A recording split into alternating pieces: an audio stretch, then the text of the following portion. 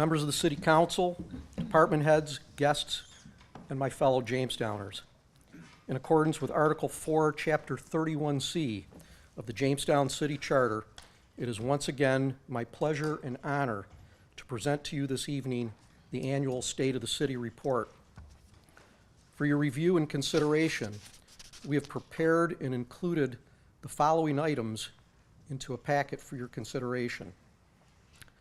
A 23-page summary of 120 separate initiatives that were advanced during 2018, of which each and every single item was crafted and implemented to provide our residents, businesses, and taxpayers the highest level of service at the least possible cost.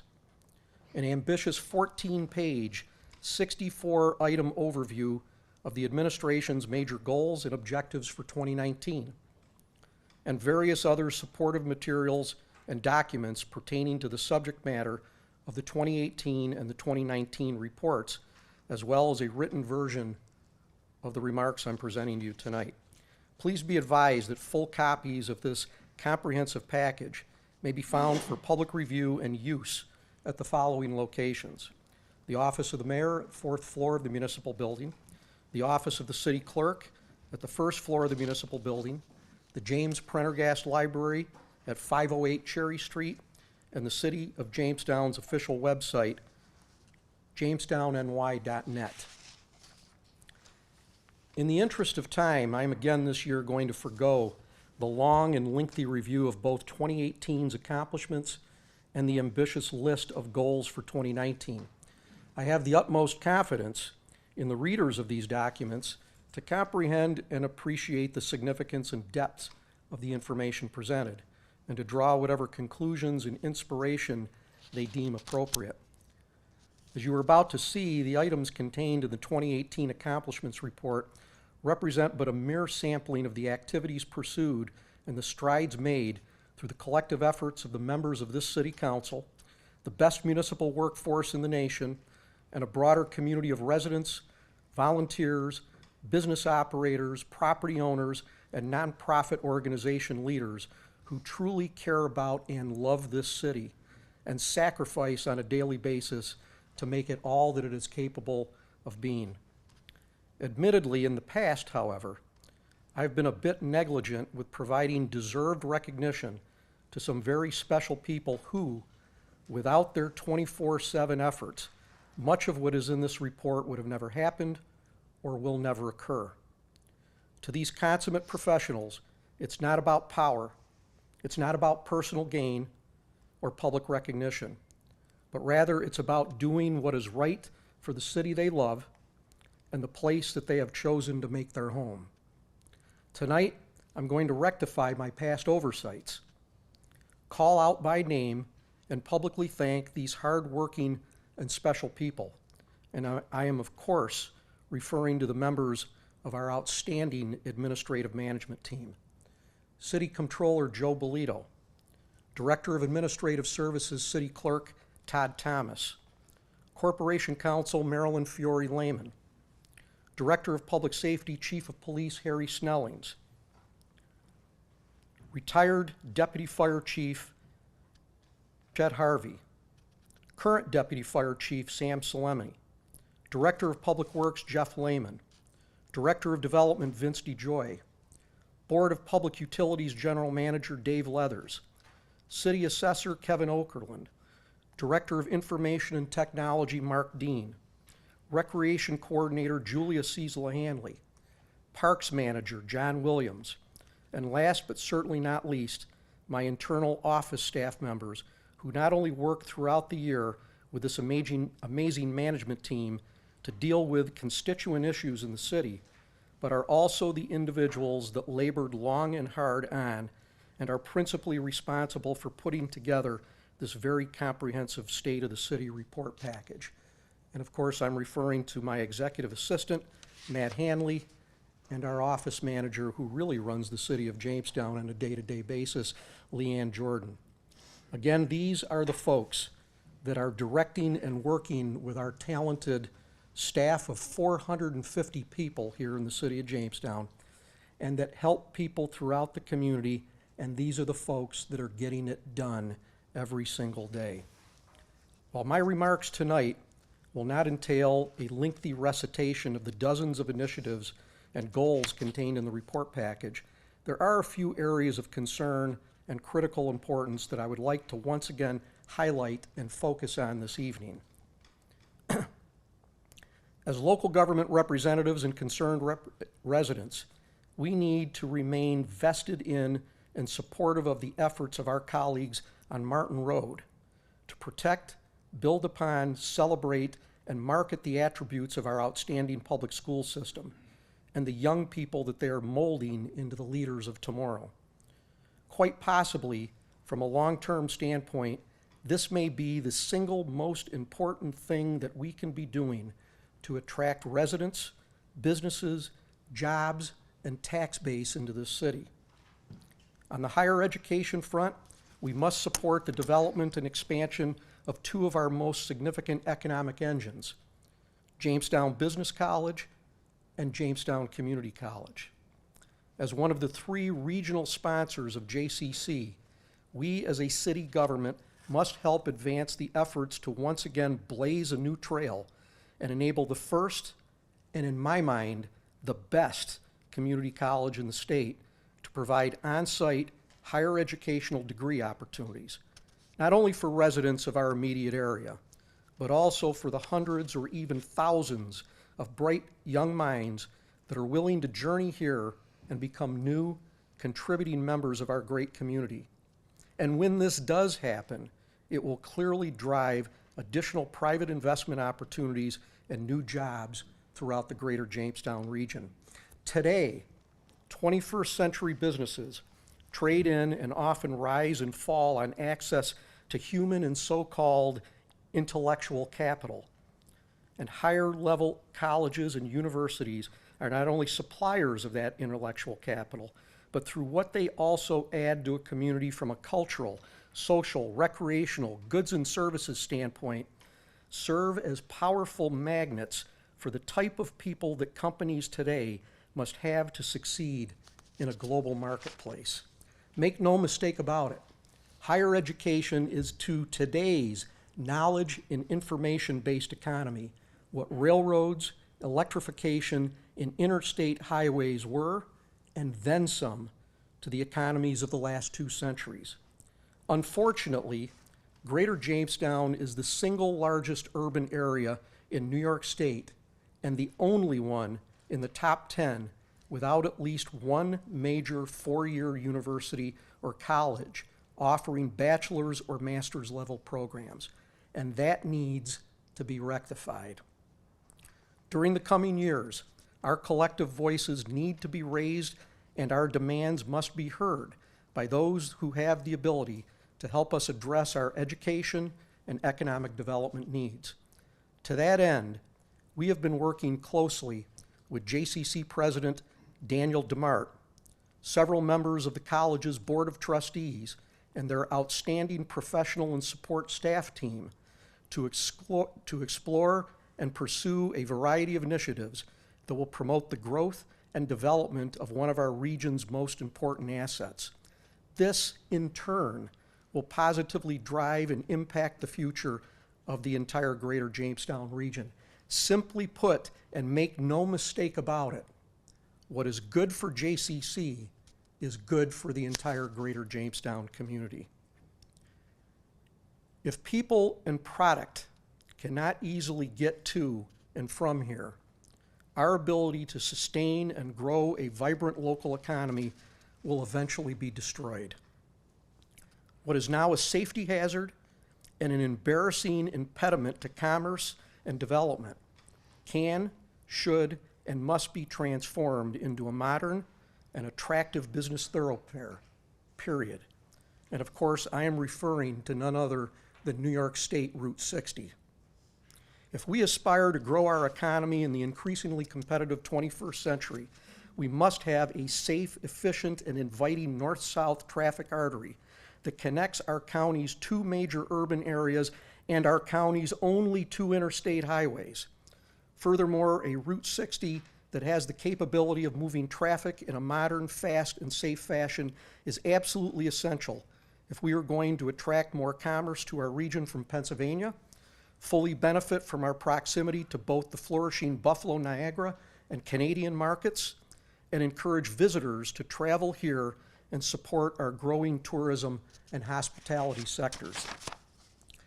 An improved north-south highway would also provide much needed relief on other county and local roads that were not built or intended for the volume and type of heavy traffic that is presently being diverted from an insufficient and commerce-killing Route 60. In recognition of all of this, our efforts at the state, county, and local government levels must be redoubled to transform what is now a poorly designed secondary road that fails to even be recognized by most maps, apps, and travel guides, and to transition that into Chautauqua County's highway of economic opportunity, investment, and growth. Likewise, a region that offers absolutely no local and convenient commercial air service cannot be expected to sustain a viable hospitality and visitor industry component to the local economy.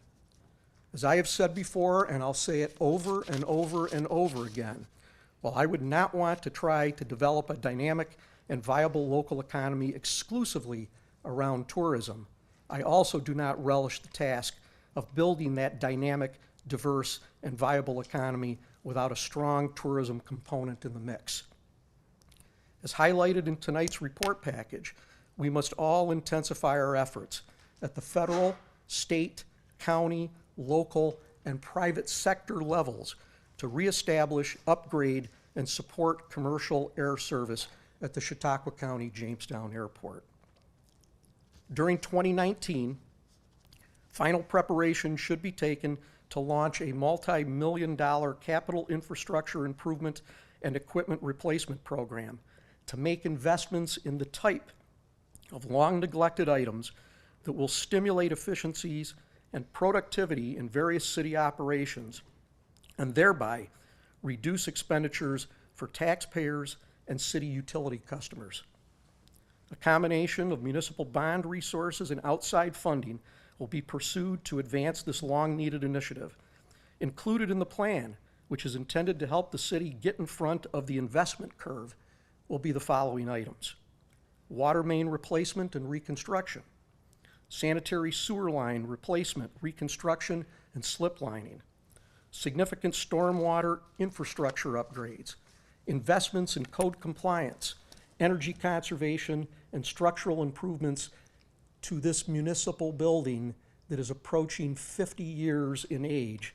Our fire stations, some of them more than a century old, in other city-owned facilities. We will establish a vehicle and equipment acquisition and replacement fund.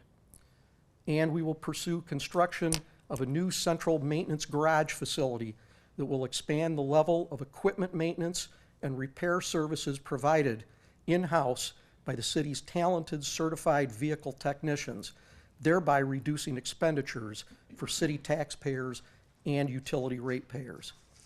This initiative, which was called for in a plan by Mercury Consultants and paid for with a grant from the State Financial Restructuring Board, will also expand the city's capability to offer its maintenance services to other public partners like the Jamestown Public School District, Jamestown Community College, and even neighboring municipalities.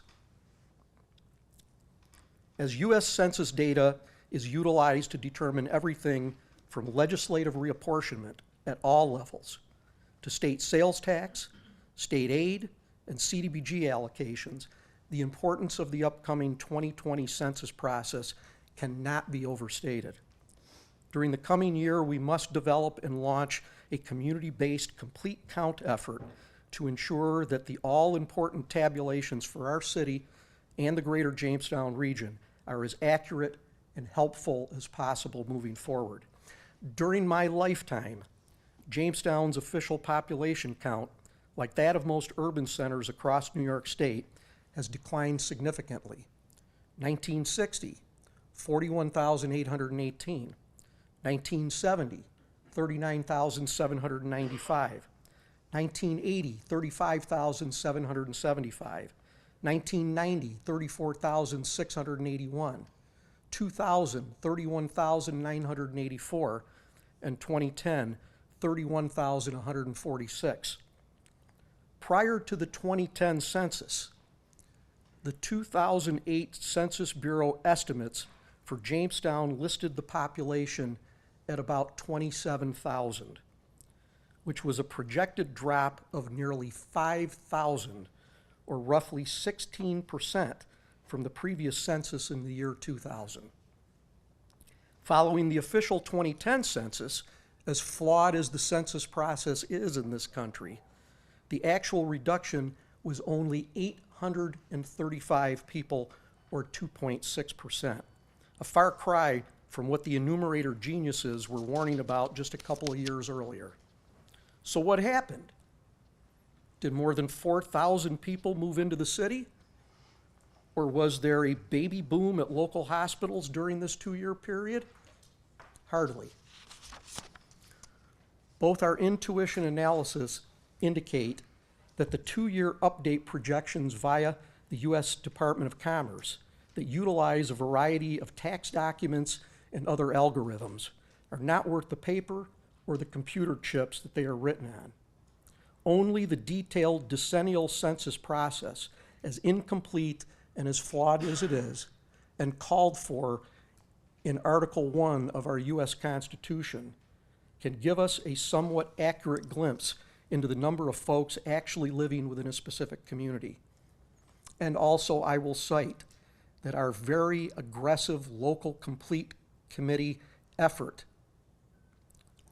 linked to very effective efforts by the Census Bureau hired enumerators selected from our own community really helped to drive the message and draw out the numbers in 2010. While we still believe in our heart of hearts that Jamestown's final 2010 number of 31,146 was light, possibly by as much as 4,000 to 5,000 people, we also know things could and would have been much worse had we, as a community, laid back, did nothing, and let U.S. Census Bureau nature take its course. Quite literally, we should be shaking in our boots today about the impending disaster we could all be facing in 2020, given the gross administrative incompetence and the nefarious political agendas at work with the census at the top levels of our federal government. Here in Jamestown and across the state, we need to again do something dramatic and take a certain level of control over our own destiny. We need to match and far exceed what we did in 2010, and this time, unfortunately, with little more than lip service from our friends at the federal level. New York State and local governments need to do what they have always done over the years on so many fronts, when the federal government has ignored and abdicated its responsibilities to protect and serve the people. We need to look out for our own interests. New York State and local governments need to step in and fill the void. New York State needs to fully fund and orchestrate a statewide strategy that assists efforts at the local level to drive numbers to their true and accurate levels. We need to do things for ourselves when we can't count on others to do their jobs and take this process seriously. If we do, we will have a fighting chance. And if we don't, we will all be crying in our political and economic beer for the next decade. To my colleagues on the City Council, I have no doubt that there will be a very persistent contingent of folks telling us that the ambitious agenda contained in tonight's report will be impossible for us to achieve or make any headway with. And we have all heard these common refrains over and over throughout our times in public service. It's going to be impossible to change negative attitudes in this town. It's going to be impossible to improve these neighborhoods. Impossible. You can't bring that decrepit and soon-to-be-dead downtown back to life. It is going to be impossible to improve education and health care and the quality of life in this town, and to bring in and keep good paying jobs. Given the current situation, it's impossible to restore and keep the city's finances on track. And my personal favorite of all of them, I wouldn't do your impossible jobs for $1 million a year. Despite what some may fear, think, and even say, I can't bring myself, not for one moment, to believe and follow this form of extreme negativity. You see, this is a good town with good people. This is a place with incredible attributes and resources that quite often those of us who consider ourselves natives apparently do not recognize or fully appreciate. This is a tough and resilient town that has proven time and time again that when its people pull and work together, when we serve in the interest of those around us and not ourselves, when we persist and persevere, when we do all of this with just the right type of positive attitude, inspiration, and constructive leadership, there is literally nothing that we can't overcome and accomplish. And the proof is not in our words, but rather in our actions and our results in recent years. Do I believe that Jamestown's future can be even more promising than its past? Absolutely. But we will make our future better only by realizing that we are all in this together, that everyone in this community and everything we do is carefully and inseparably connected. As someone once said, we may have come here on different ships, but we're all in the same boat now. We in government also need to realize our own limited significance and true importance in the overall scheme of things. I have long believed that we alone in government cannot solve the problems of the world, but we do maintain the unique opportunity and the awesome responsibility to bring together and inspire others to do so. The simple truth of the matter is that the answers to our problems, the keys to making this into the type of safe and dynamic place we all want it to be, are already in this room tonight. They are also in the churches, the schools, the civic clubs, the labor halls, and the business board rooms of this community. They are today, they have been right along, and always will be. The challenges before us as elected officials is first to be smart enough to recognize this, and then to figure out the ways in which to unlock and unleash the magic inherent in us all. It's not going to be easy, and the change we continue to seek will be hard and sprinkled with periodic setbacks along the way. But if we stay focused and agree to set our personal and self-serving agendas and differences aside, I believe that we can and will continue to make things even better. And with all the good that is currently happening, I am more positive and optimistic about the future for this city and our entire region than I have been at any other time during my nearly 4 decades in public service. On behalf of my colleagues tonight, I ask the following of the residents, businesses, and taxpayers of this great city. I ask for your understanding and patience. I also ask for your support and involvement. I ask that you join us as we deal with all the challenges, opportunities, and excitement of an unknown future. Join with us as we continue to work together to bring fresh and new approaches to local government. Join with us as we work to realize the true meaning and benefits of real regional cooperation and development. Join with us as we continue to build the downtown of the future. Join with us as we work to attract our young people back by seeking out and nurturing family-sustaining jobs in our community. Join with us as we build bridges, not only over ravines and the magnificent river that winds its way through this beautiful city, but bridges to the countless groups and the thousands of individuals through whom the future of this place will truly be determined. And as our ancestors and leaders before us worked against all odds to transform an isolated backwoods settlement into a wonderful and vibrant city, I ask that you join us as together we continue our journey and make our rendezvous with the impossible. Thank you.